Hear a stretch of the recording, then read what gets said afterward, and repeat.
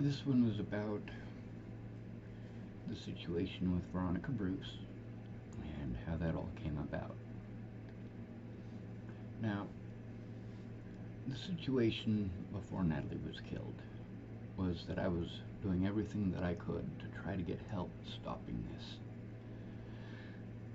With it as incredibly complicated as it is now, it's obviously easier just to show the evidence. When you are a homeless person, police more than likely are going to escalate rather than de-escalate the situation. Now, when you're a poor white male, you really don't have any rights. There are lots of special rights that make things that are illegal even more illegal to do to minorities, immigrants, people of that nature. And the fact is, we don't need to make it more illegal. We need to actually enforce the fact that it's illegal to do it to anyone anyway.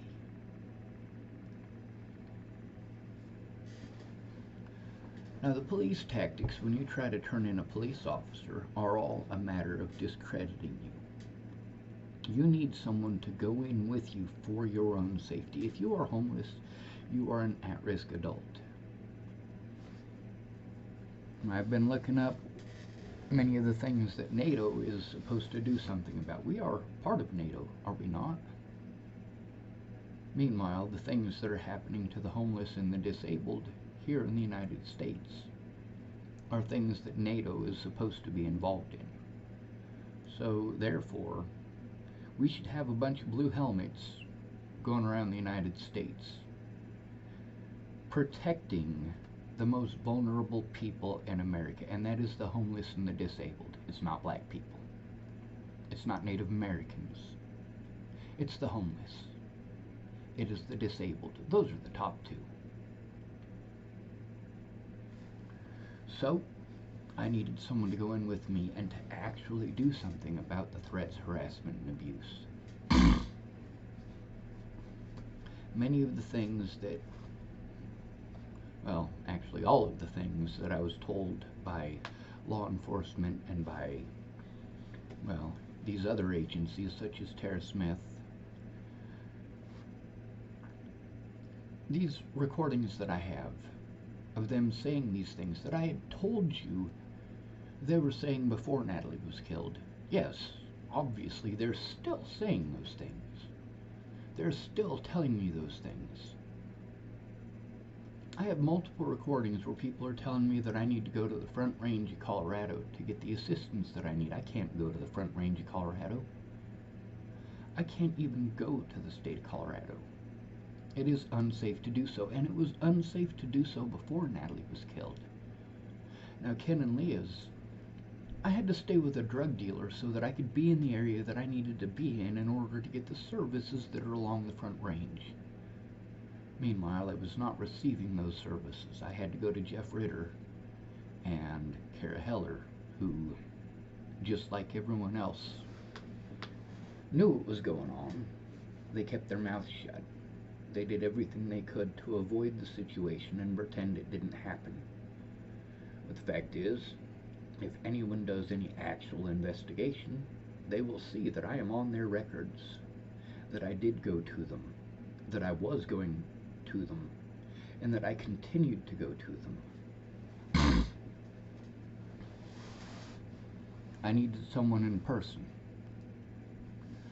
Now, Tamara, she helped to get all of the paperwork all ready so that I could get disability, but it hadn't happened yet, and she quit her job after realizing what I was going through.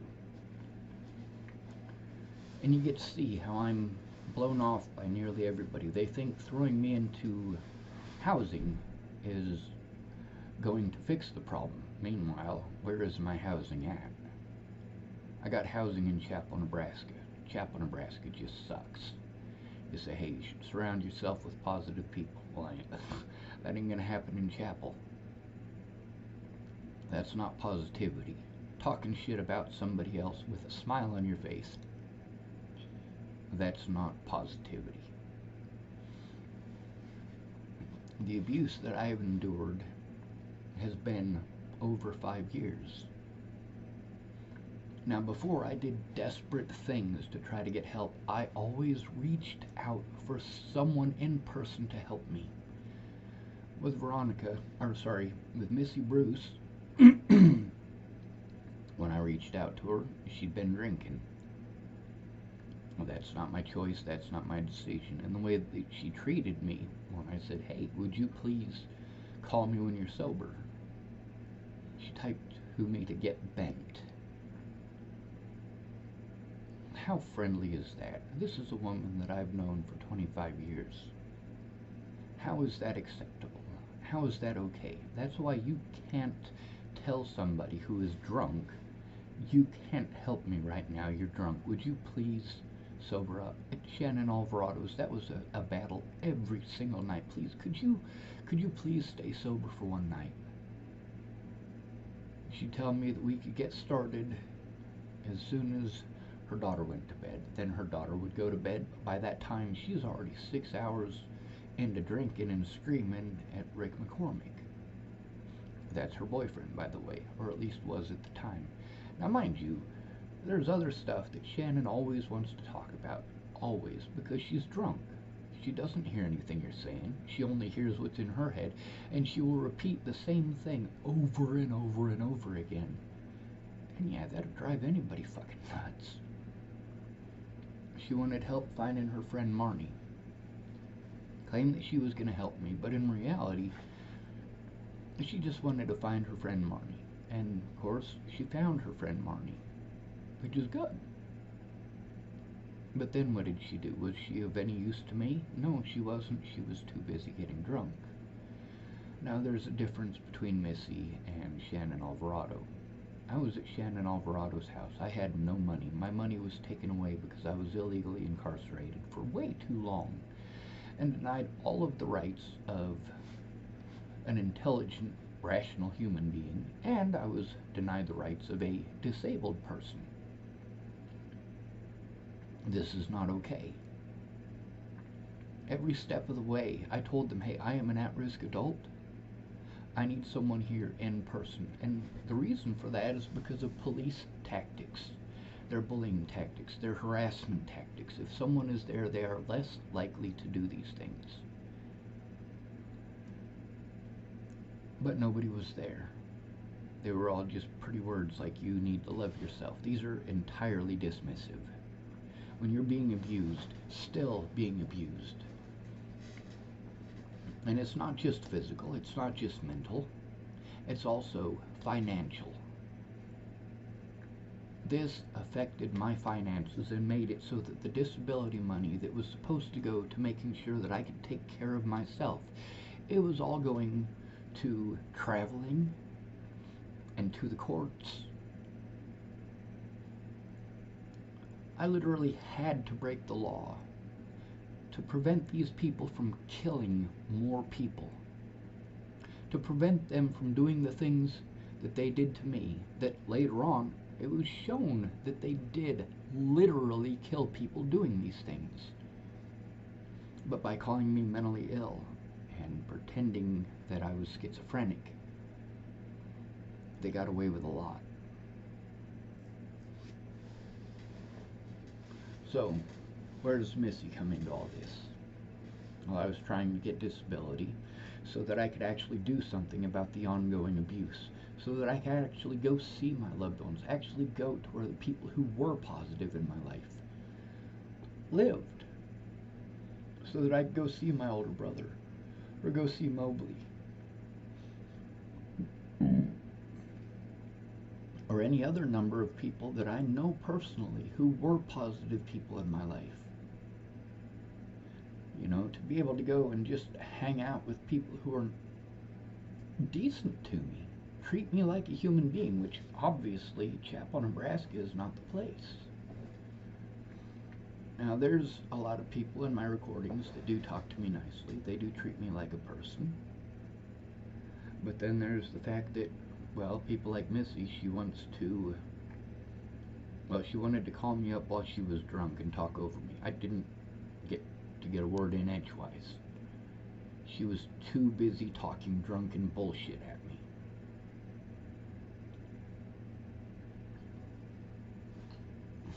That's not okay. Now, she's not a bad person for doing that. When I asked her nicely, could you please, could we end the conversation and you just call me when you're sober? Oh my God. Fuck no, that fucking set her off. I mean, she was screaming at me on the phone. And of course, that was the end of the phone call. I'm not going to listen to somebody screaming at me on the phone for trying to get help or asking them to be sober and call me. You know, if you're going to be drunk, fine, that is your right. It is your right to get drunk. That doesn't make it okay. I mean, most of the crimes that I have had to endure in my lifetime were at the hands of people who are drunk. And their excuse why it's okay is that drinking is legal. Well, fuck you. I'd rather hang out with potheads than drunks any day, and almost every drunk I know will say that too.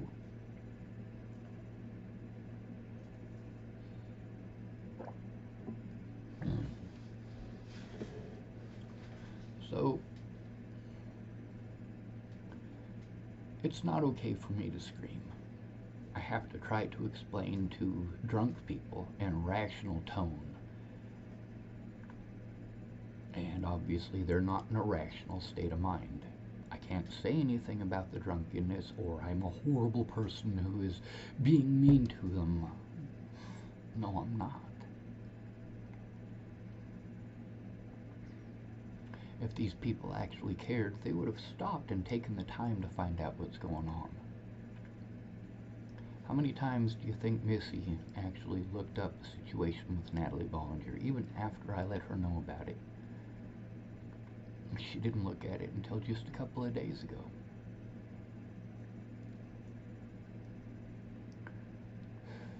These people want to, not just Missy, but many people want to treat me like I'm a bad person for even trying to show it to them.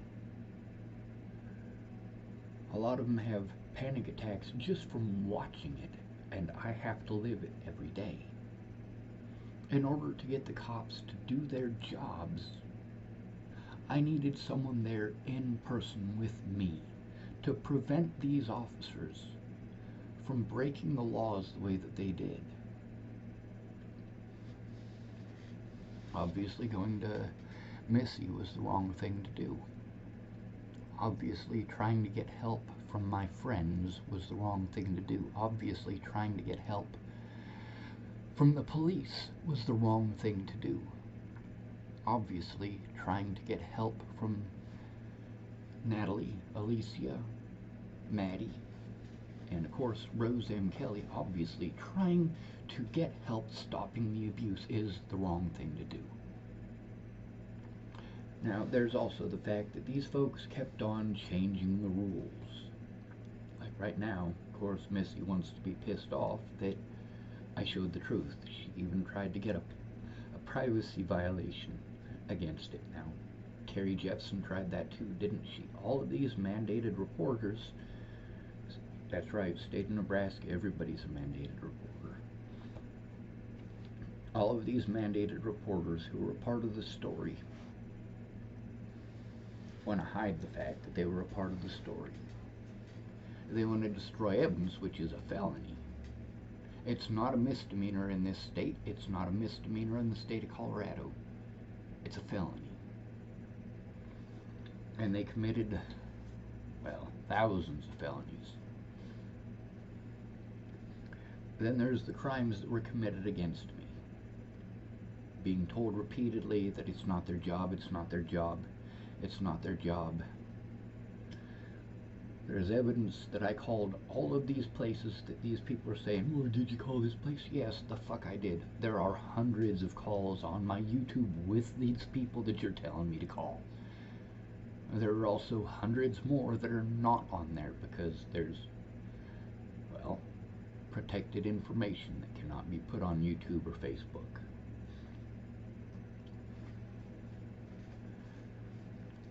For me,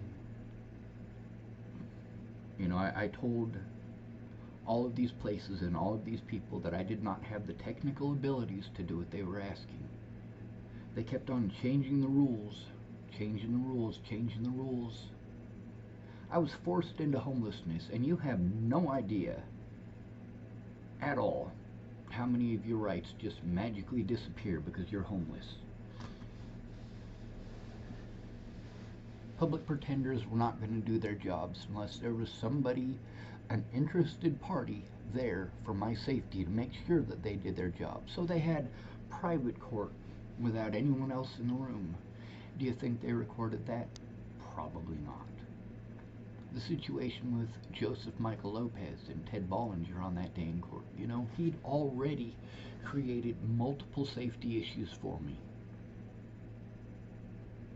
And of course, his family did not try to play on me being a horrible person. No, they played on my sympathies, on my fears, on my fear for their safety. Rochelle Shelley Campbell, when I was at Candace Bondurant's, pocket dialed me, made it sound like there was a fight or a scuffle or something. I did call 911, and guess what? The officer who later came and harassed Candace when she was taking her kids to school and then again at work, that officer had already been outside of the house. He was already outside of it.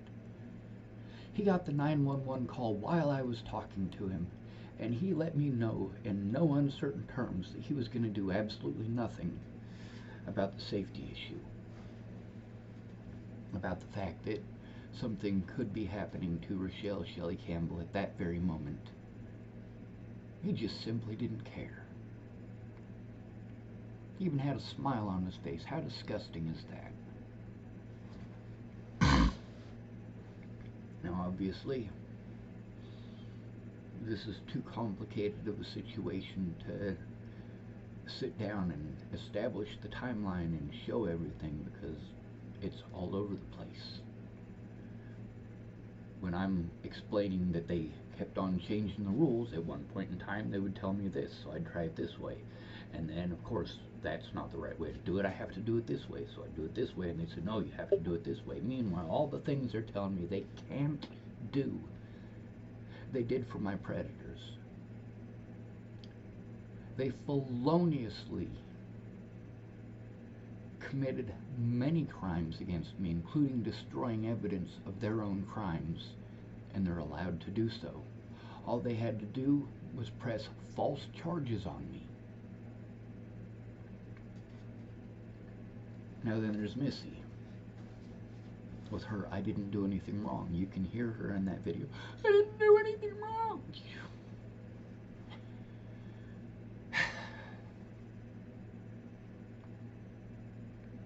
She is just a small part of it. Did she do anything wrong? Actually, yes, she did.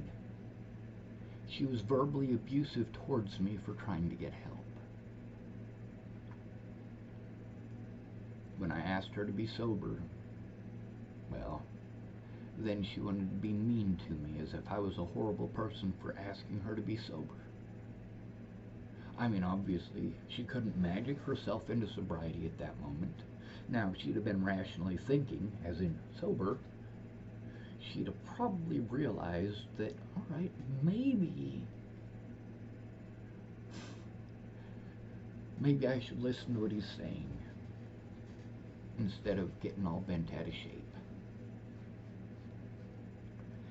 If she'd have waited to call me again until she was sober, instead of going out of her way to pretend like I'm being mean for asking her to call me sober, things would be different. Now, in all of these situations, people thought, all right, once we stuff him in a box, it'll be okay. No, no, no, no, no, no, no, no. That does not stop the abuse. That doesn't stop the harassment. That doesn't stop the fact that I can't see my loved ones. And many of those loved ones are dead now. Many of the witnesses are dead now.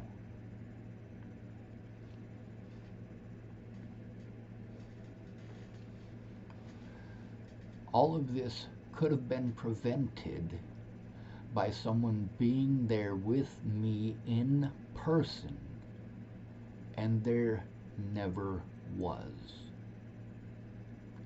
To this day.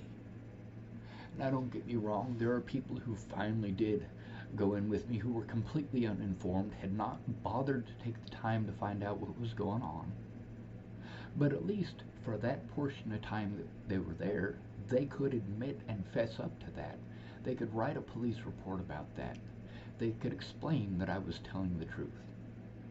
Instead of making me record phone calls with them months and months and months after the fact, after months and months and months of abuse by the public, by law enforcement, by the volunteers. Now then there's the jurisdictional issues. I kept on getting shipped around from jurisdiction to jurisdiction, preventing me from turning these officers in. Now there was multiple times where the officers that I was trying to turn in are the officers that they sent me to. Like Amanda Jonas. Yeah, after the stuff that she pulled, after the things that they did in Longmont Hospital, she should not have ever been allowed anywhere near me. She is definitely not the person that I should have had to go to about investigating this. Then there's the fact that I do have Alyssa Rainwater's conversations recorded on my YouTube channel. And I have Mandy Hughes' conversations on my YouTube channel. What they had to say was completely different from what the police had to say, isn't it? But then again, when I had to go talk to the police, I had to go in alone, and they abused the shit out of their power. Now, I was trying to get someone there in person and video recording equipment so that I could actually record the situation for my own safety. But instead, I got thrown out into the cold repeatedly. Many of these people want to talk about their children, their children, their children. You know what? You are putting your children at risk. You are putting your children at risk and many other people's children by not telling the truth. That's the thing about Candace Bondurant. She wanted to speak up. Now, me and Candace have a pretty checkered past. She's kind of a bitch. And I don't mean like when you call a woman a bitch. I mean like, yeah, she'll just lay down and take it. She'll be mean and cruel and all sorts of stuff, all mama bearish if she's insulted. But when it comes to actually fighting for someone's rights, actually speaking up, yeah, she'll just lay down and take it. She'll let that person be abused, not caring. And when I spoke up about that, well, she wanted to go pick and choose little bits and pieces of the conversation to try to twist people into not liking me so that they wouldn't hear me. Everyone does this. If they hadn't lied to me to begin with, I wouldn't have had to post any of it up there. If they'd have fessed up to what they did wrong, of course, are they going to do that? No, they're not. Meanwhile, each and every one of these people had the opportunity to go in with me for my protection and for theirs to ensure that something was done. But they didn't, did they? They allowed the abuse to continue and said nothing. Arguing in a Facebook group is not the same as speaking up.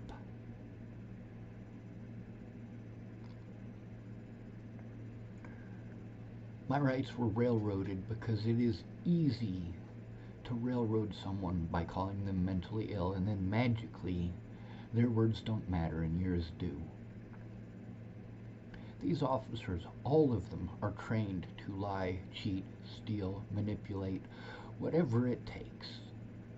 And they're more likely to do that if it's somebody they believe they can get away with taking it out on, just like the rest of the public. People wanted to pretend that I was stalking Natalie while I was in Virginia. Obviously, that's not the case. Afterwards, they wanted to pretend that I was stalking her. I thought she was in Virginia. The people who were supposed to help me didn't. And they didn't come forward about the fact that I was telling the truth. They all knew I was telling the truth, but they didn't come forward. They just allowed it to happen. Many of the people who allowed it to happen later on, they're going through many versions of what I've gone through, and they want to bitch, whine, moan, and complain that nobody is there. Nobody is there. Well, you know what? I was there for years. They took complete advantage of that fact for years. And now many of them, let me give you an example of Riley Johnson, aka Samurai. One of the fake profiles that was used to harass me before Natalie was killed was a Riley Johnson profile. And I did get a hold of Riley Johnson and say, hey man, this is fucked up. He's like, it wasn't me. I didn't find out until after she was dead that it was just some... Alright, there's harassment groups, I suppose you could call them. Kind of like when you have somebody that, for example, Jamie Curtis. This is on my YouTube channel.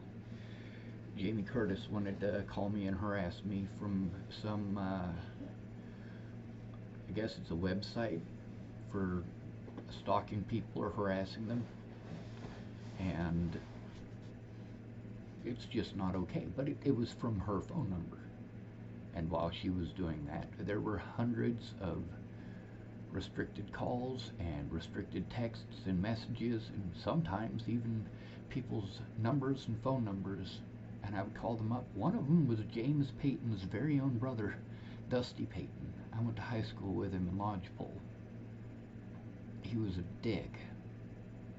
Now, after his stuff burned down to the ground, I offered to help clean it up. I went to the Panther Den and I explained, hey, you know, I heard what happened to Dusty. I heard what happened to his place. I'd like to help him out if I can. Now, obviously, the people at the Panther Den knew who he was, but they never gave him the message. And then later, when Jamie was using one of these harassment sites, there were multiple people that I spoke with, including one of Jackie McKenzie's ex-boyfriends, and Dusty Payton, and many other people who I personally know, I personally met, or they're associated with, obviously, Jackie McKenzie and Jamie Curtis. Now, through all of this, I shouldn't have had to go to any of these people. Through all of this, the horrible things that I've had to go through happened because nobody cared. I keep hearing, well, they can't do that, they can't do that. They can't? No, they absolutely do. You can see video footage of police officers nationwide doing these things to people, and you say they can't? Just because something is illegal doesn't mean that they can't. It means they're not supposed to, and if they get busted, they'll get in trouble. Now, it's easier to use deterrent. Having another person there and present with you, especially as an at-risk adult, especially as a male, and especially as a homeless person, especially as a disabled person, all of these make you an at-risk adult. Yes, being a male makes you at risk. It makes you at risk of being blown off when you go to the police. Women are 11 times more likely to be stalkers than men, yet men are more likely to be convicted. Men have and are often convicted based on word of mouth and opinion, whereas a man needs an act of God to get someone to actually do something about gang stalking by women. And this is primarily how women stalk a man. Gang stalking. They get all of their friends all up in a tivy. We're going to do this and we're going to do that. And they egg each other on. And yeah, he deserves this. He's... And you got 5 women who are all doing this shit to you. And their boyfriends or husbands. And when you speak up, Obviously, these women are going to hide behind someone else. Just like Missy, rather than calling me and talking to me like a human being, she had her husband Richard do it. Now, thank goodness for that, because Richard did talk to me like a human being. In his mind, his wife didn't do anything wrong. Well, all right. Individually, yeah, she doesn't really matter as far as doing wrong things. She's just one small part of it. There are plenty of other people that I could go to. It's not like Missy is to blame for everything that happened. She's not. She's just a tiny part. She is one of many people that I went to for help. For help stopping the abuse. But how do you get them to listen, especially when you're homeless, especially when you're a male, especially when you have to go in alone?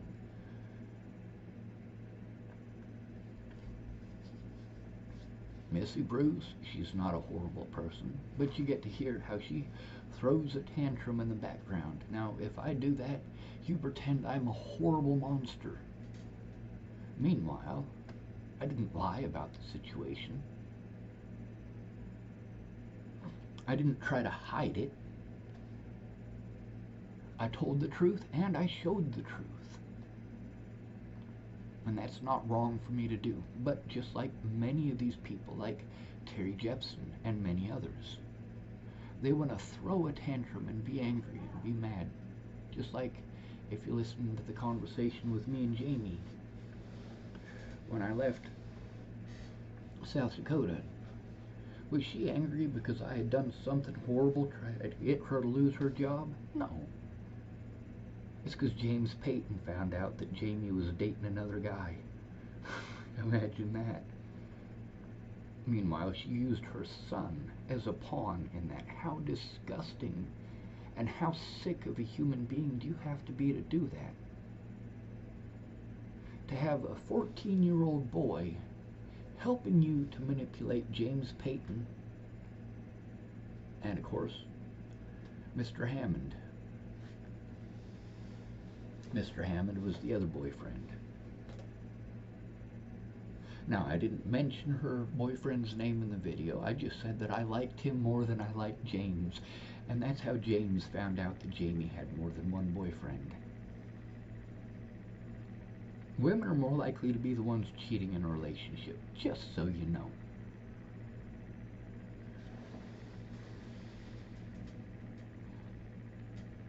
Now, of course, when a woman gets busted lying, it's acceptable, isn't it? It's okay for her to throw a tantrum and be angry and pretend like he's some sort of a terrible monster and get her friends all up in a tiffy and try to destroy his life. I remember one night, Missy was just getting ready to have her firstborn.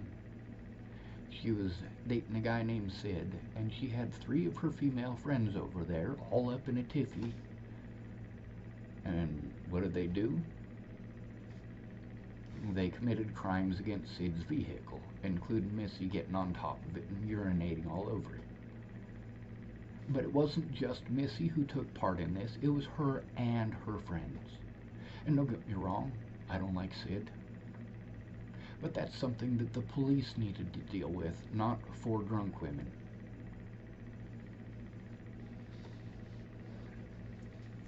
You know, that might have been after she had her firstborn, because I really do believe that she was sober through her pregnancy.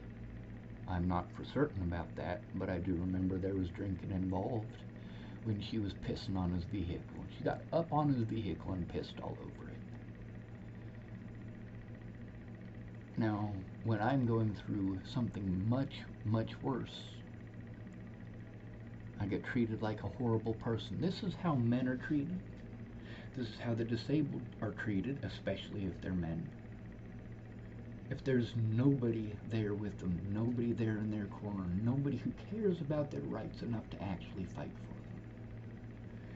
Now, when these people didn't keep their word, and these people did horrible things, yes, I spoke up about it. I didn't just speak up, I showed the truth. to the best of my ability. And of course, there's all these people who think, hey, let's just get 20 or 30 of us and we'll all gang stalk this guy and call everything that he posts up spam until it disappears. And that magically means that he wasn't trying to get help. Oh, you destroyed evidence that I was trying to get help. You tried to omit evidence that I was trying to get help. This is called framing. It's also a felony in Colorado and Nebraska.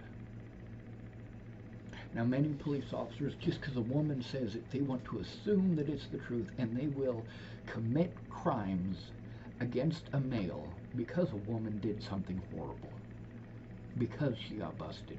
Just like Kara Johnson Miles got busted manipulating the situation. Now, whether she was manipulating me and Miss Shelley, or whether Miss Shelley was involved in it all along, which is more than likely the case, based on the evidence. Yeah, Shelley committed felonies. The police committed felonies. Kara Johnson Miles for surely committed felonies. Meanwhile, Shannon Alvarado won't even try to send the evidence that she's sending me. I'm not allowed to do anything. I will be called mentally ill, brushed off, and blown off. I need her. She found that evidence. She's in those groups. She took the screenshots. She needs to speak up.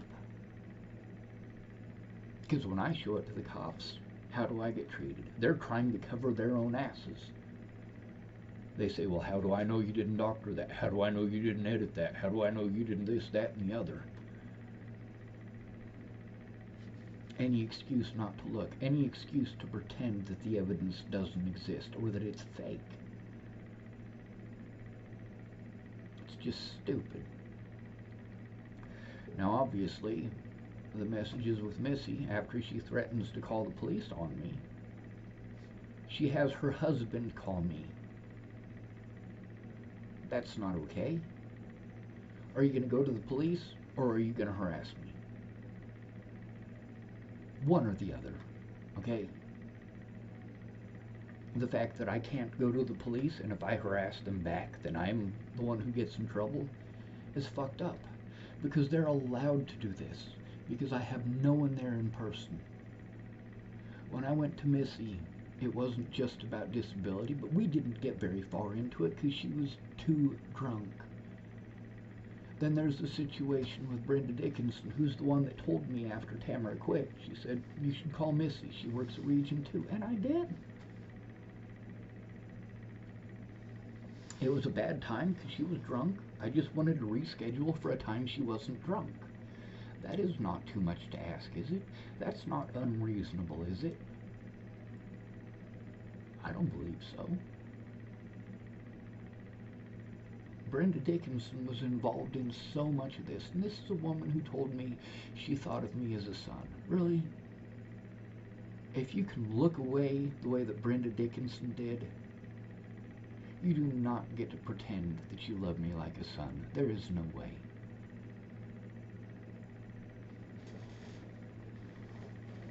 Then she wants to play Christian. This is Brenda Dickinson. She wants to, well, do things that the Bible says not to do. Like you're not supposed to keep secrets from your husband. I don't know anybody that doesn't keep secrets from their husband that's married. And then these people want me to keep their secrets, like the fact that Brenda was paying me to do work at their trailer house that's attached to their real house, and also work in the real house. She needed the work. She paid me for it. But then when her husband came home, he wanted to bully me for money, for coffee and food.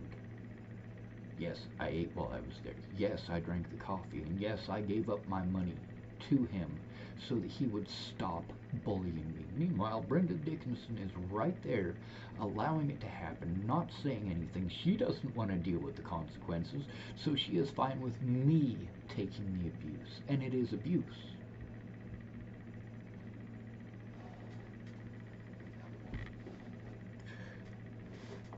Now, part of the reason that Brenda couldn't help me is because she's got rheumatoid arthritis, and she takes medications that make her aloof.